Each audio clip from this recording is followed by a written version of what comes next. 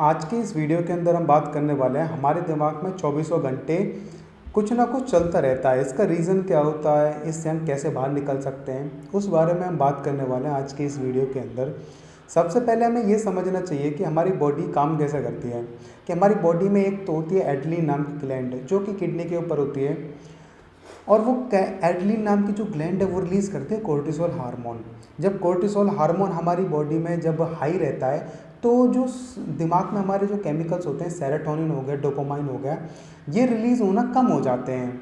यानी कि एक आप मान के चलो एक चेन की तरह ये काम करते हैं कि जब ये हमारी बॉडी में रिलीज़ रहेंगे सेरोटोनिन और डोपामाइन, तो कोर्टिसोल अपने आप लो रहेगा। लेकिन जब ये कोर्टिसोल बढ़ेगा हमारी बॉडी में, तो हमारे दिमाग में ना ये हार्मोन्स रिलीज़ होना कम हो जाएंगे। जैसे आप कोई भी चीज़ सोचते हो तो वहाँ पे ना एड्रेनलिन नाम की जो ग्लैंड है वो ना कोर्टिसोल का एक स्पाइक करती है हल्का सा। लेकिन आप चीज़ों को जब सोचते रहते हो, आप उन्हीं चीज़ों को फिर आप मतलब देते हो कि यार ये नेगेटिव थॉट है, तो फिर आपको धीरे धीरे जब कोर्टिसोल बढ़ता रहता है, स्पाइक होता रहता है, तो कोर्टिसोल जब हाई रहता है तो चीज़ें ना इतनी फिर बढ़ जाती है कि आपको सिम्टम्स फील होने लगते हैं। घबराहट हो गया, बेचैनी हो गई, आपको मसल्स टाइट रहना हो गया, आपकी हार्ट बीट बढ़ना, तो ये सिम्टम्स आने लगते हैं ऑटोमेटिकली।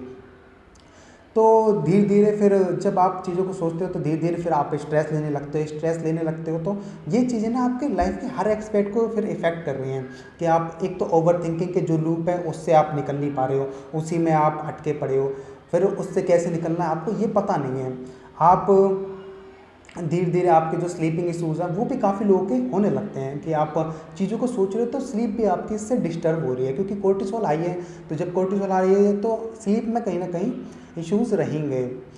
तो यहाँ पे आपको ये समझना चाहिए कि लाइफ में एक तो ना आप हमेशा ये चीज़ें करते हो कि आप ना खुद ही एक तो क्वेश्चन करते हो कि यार जैसे कि उस इंसान ने मेरे से ये बोला कि भाई उस इंसान ने ये बोल दिया, ठीक है, उसने इंसान ने मेरे को नीचा दिखाया।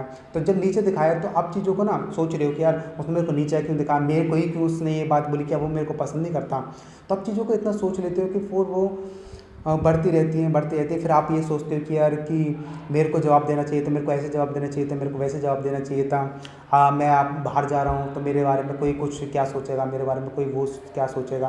तो हम चीज़ें ना इतनी सोचते रहते हैं, इतनी सोचते रहते हैं कि हमें खुद पता नहीं होता कि यार हम क्या सोच रहे हैं। और जब धीरे धीरे हमें एहसास होता है कि यार हम इस लूप में ना फंस चुके हैं, हमारा दिमाग चलता ही रहता है, कभी ना कभी कुछ ना कुछ दिमाग में आते ही रहता है। तो इसका रीज़न क्या है? इसका रीज़न यही है कि हमारी बॉडी में एक तो कोर्टिसोल आई है, और एक ना हम अवेयर नहीं है आज की दुनिया को लेके, या हम कुछ ज़्यादा ही अवेयर हैं अपने थॉट को लेके। कि जैसे एक तो आपके ना कुछ चीज़ें बस में होती हैं, कुछ चीज़ें बस में नहीं होती। जैसे आपका ईरान का बारे में आप चीज़ें देख रहे हो तो वो चीज़ें आपकी लाइफ में इफ़ेक्ट नहीं करेंगी ना, वो चीज़ें आपके कंट्रोल में नहीं है। तो आप चीज़ों को उन चीज़ों को बार बार देखोगे, उन चीज़ों को बार बार सोचोगे, तो वो चीज़ें ना आपके दिमाग में बैठ जाएंगी, वो एक लूप बना लेंगे अपना। तो ये लूप आपके हर फिर लाइफ के एक्सपेक्ट पे फिर यही रूल अप्लाई रहेगा कि यार इसने मेरे से ऐसा क्यों कहा, कोई मेरे बारे में क्या सोच रहा है, और कहीं मेरे से कुछ गलती तो नहीं हो गई इस वजह से उसने मेरी बात नहीं करी। तो ये चीज़ें ना आप इतनी चीज़ें बढ़ जाती है कि आपको खुद पता नहीं रहता। तो हमेशा नहीं शुरू होती है छोटी चीज़ों से, धीरे धीरे ना ये एक बड़ा एंगल ले लेती हैं। जब आप चीज़ों को सोचते रहते हो ना तो वो दिमाग बड़ा बनाता रहता है हमारा, हमें ये समझना चाहिए। तो हम ना यही गलती करते हैं कि हम खुद ही क्वेश्चन करते हैं, खुद ही उसका सवाल जानने की कोशिश करते हैं। ये सबसे बड़ी हमारी ना एक मिस्टेक रहती है कि हर थॉट को लेके या फिर हम अपने लाइफ को लेके कि हम खुद ही क्वेश्चन करते हैं और खुद ही आंसर ढूंढने के लिए निकल जाते हैं। जब आंसर ढूंढने के लिए निकल जाते हैं तो हमारा हर बात का ना एक आंसर नहीं होता है कि जैसे ये दुनिया ऐसी क्यों है, वो ऐसा क्यों है, ये ऐसा क्यों है। तो आप उन चीज़ों के बारे में सोचोगे, उन चीज़ों को बदलना चाहोगे तो वो चीज़ें नहीं बदलेंगी, बल्कि आपकी मेंटल हेल्थ ही इफेक्ट रहेगी कि यार उसने मेरे साथ ऐसा करा, उसने मेरे साथ वैसा करा। वो उसका नेचर है, वो कभी बदल नहीं सकता। ये ना हम चीज़ें एक्सेप्ट करनी चाहिए। जब एक्सेप्ट करेंगे तभी हमारे अंदर बदलाव आएगा, तभी हम चीज़ों को ना देख पाएंगे कि यार वो ऐसा ही है, वो ऐसा ही रहेगा, हम उनसे नहीं बदल सकते। तो हमेशा हमें ऐसे लाइफ को देखना चाहिए, ऐसे हमें लाइफ को समझना चाहिए, तो हमारे लिए लाइफ काफ़ी आसान हो जाती है। और धीरे धीरे जब ये आसान हो जाती है तो धीरे धीरे ना जो ये लूप का जो पैटर्न बनता है ये धीरे धीरे ना फिर ब्रेक होने लगता है।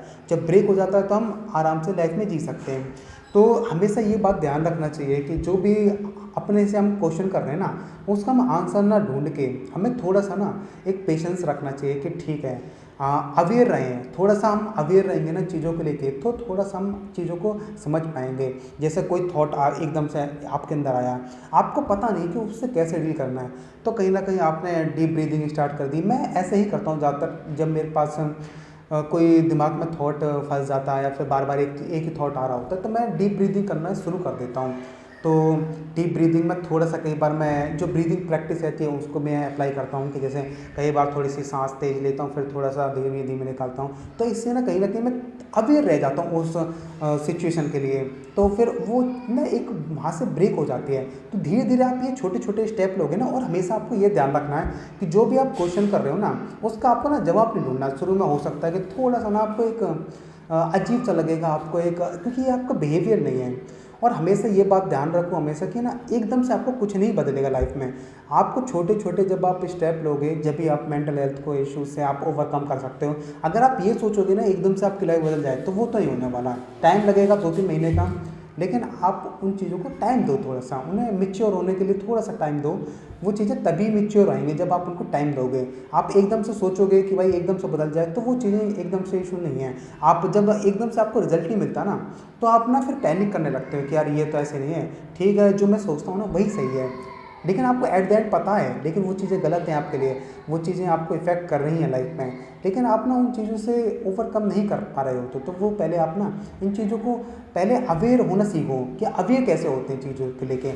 अवेयर जैसे थॉट आया कि यार कि ये दिमाग में आ रहा है मेरे, कि मैं चीज़ों को सोच रहा हूँ कि मैं उसके बारे में सोच रहा हूँ, मैं इसके बारे में सोच रहा हूँ, तो आप थोड़ा आपने डीप ब्रीदिंग शुरू कर देगी।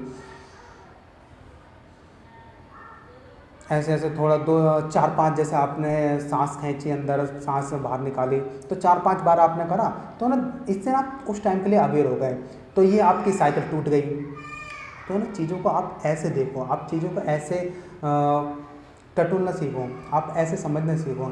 जब आप चीज़ों को ऐसे देखोगे ना, ऐसे आप इनसे ओवरकम करोगे, ऐसे इनसे डील करोगे, तो ये चीज़ें ना इतना आपको परेशान नहीं करेंगी, इतनी आपको इफेक्ट नहीं करेंगे।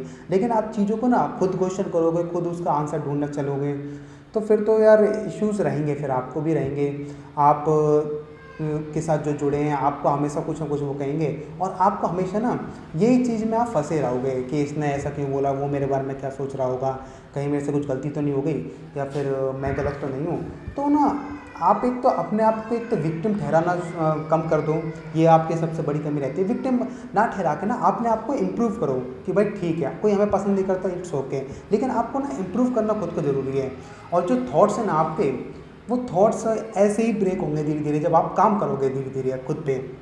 आप काम नहीं करोगे तो आपको रिजल्ट नहीं आएगा इतना। अगर आप काम करना, जैसे आपने 5 दिन काम करा, रिजल्ट नहीं मिला, तो थोड़ा सा शुरू में ना डिस्कम्फर्ट लगेगा, लेकिन उस डिस्कम्फर्ट को ना फील करना है, उसको ना डिस्कम्फर्ट में थोड़ा सा आपको जीना सीखना पड़ेगा। ये ना शुरू के जो थोड़ा सा डिस्कम्फर्ट और ये कंफर्ट वाला जोन होता है ना, इससे अगर हम बाहर निकल जाते हो, तो आप इस चीज़ से आसानी से बाहर निकल जाते हो। जैसे कोई थॉट आ रहा है, तो उसके बारे में ना सोच के ना, जैसे आपका क्वेश्चन आ रहा है कि यार उसने मेरे से ऐसा क्यों बोला, तो आप फिर उसका खुद ही सवाल ढूंढोगे। उस वहाँ पे ना आपको यहाँ यहीं ब्रेक लगाना है, तो यहीं आपको प्रैक्टिस करनी है डीप ब्रीदिंग की। ब्रेक लगाओगे तो आप इससे आसानी से थोड़ा सा अवेयर हो पाओगे। धीरे धीरे आप 10-15 दिन लगेंगे, लेकिन अवेयर होने लगोगे। जैसे अवेयर हो गए, तो आप धीरे धीरे आपकी जो लाइफ है वो आप एक नॉर्मल ट्रैक पे आ जाएगी। जो कोर्टिसोल है वो भी थोड़ा थोड़ा आपका डाउन होने लगेगा। सेरोटोनिन हार्मोन है, डोपामाइन है, ये रिलीज होना शुरू कर देंगे पहले की तरह। आपकी जो ओवर थिंकिंग का जो पैटर्न है वो भी ब्रेक हो जाएगा, और जो स्लीपिंग इशूज़ हैं आपके, ओवर थिंक करो आप, वो धीरे धीरे ब्रेक हो जाएंगे, लेकिन टाइम लगेगा इसमें। यही जो साइकिल है ये आप अपनाओ। कोई थॉट आता है, थोड़ा सा आप क्वेश्चन, ठीक है क्वेश्चन आना कोई दिक्कत नहीं, थॉट आया, लेकिन अपना उसके थिंकिंग से अपने आंसर मत ढूंढो। थिंकिंग पे आपको आंसर पे लगाम लगानी है। जब भी क्वेश्चन आया डीप ब्रीथ करो 4-5 बार, ऐसे ही ना करते रहोगे। लेकिन आपको हमेशा याद रखना कि आपको जवाब नहीं देना उसका। जवाब आप ढूंढने चलोगे तो फंस जाओगे। हमेशा जवाब से बचना है आपको, तो इस चीज़ का ध्यान रखना। कोई आपका डाउट है तो कमेंट में पूछ लेना। फिर मिलते हैं अगली वीडियो में, तब तक के लिए बाय बाय।